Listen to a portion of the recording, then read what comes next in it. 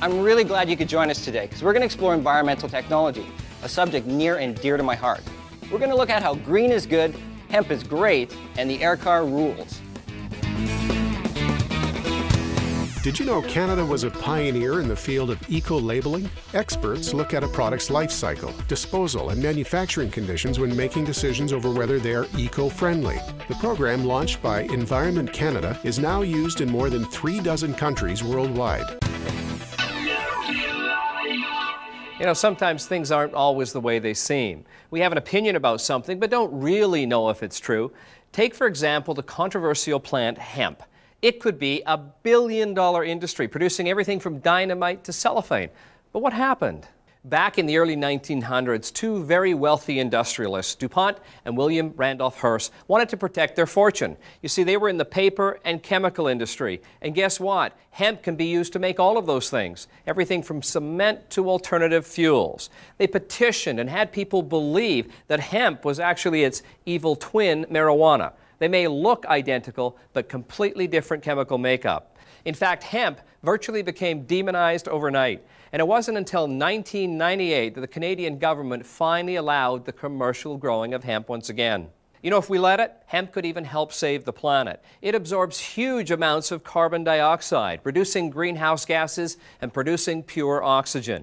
So whether it's rope, paper, or even a t-shirt, we can do almost anything with hemp except smoke it. September 9th, 1982 marked the launch of Conestoga 1, the first privately funded commercial rocket. The mission was headed by former NASA astronaut Deke Slayton, made famous in the films The Right Stuff and Apollo 13.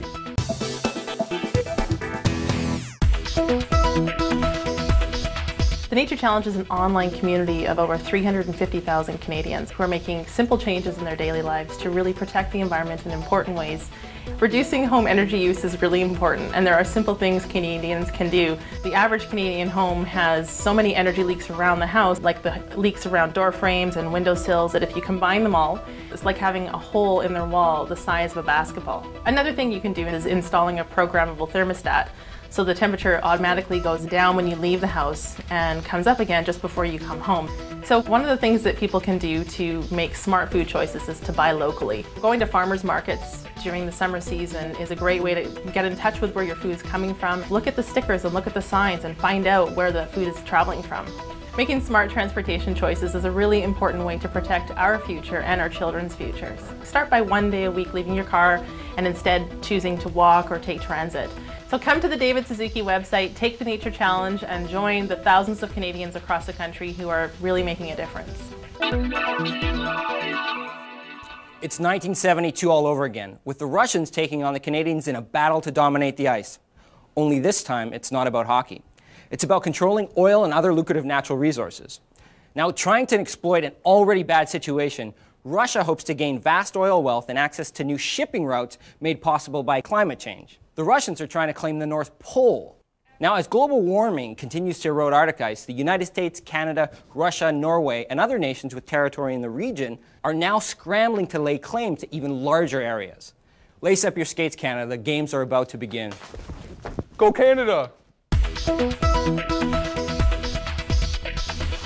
Big business is finally realizing the power of Mother Nature. Contractors in Dubai have finalized plans for a skyscraper that generates all of its energy through renewable means. The design includes over 160,000 square feet of solar panels and an advanced cooling system that uses seawater to keep the temperature just right.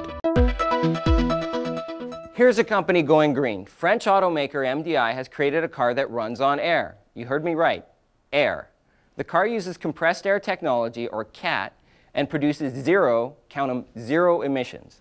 The CAT car is powered by a thermodynamic motor that runs on air compressed to 4350 psi. Now, when the driver presses the accelerator, air enters the engine, expands and exerts force on the pistons, and creates the power. Now, the CAT car can reach up to 110 kilometers an hour, and it has a driving range of up to 200 kilometers that continues to improve. Now, once the 52-gallon tank is emptied, it can be recharged in about 4 hours for only $2 from any electrical outlet. Or you can hook it up to a gas station compressed air and fill it in 2 or 3 minutes. Finally, a car company that isn't just full of hot air.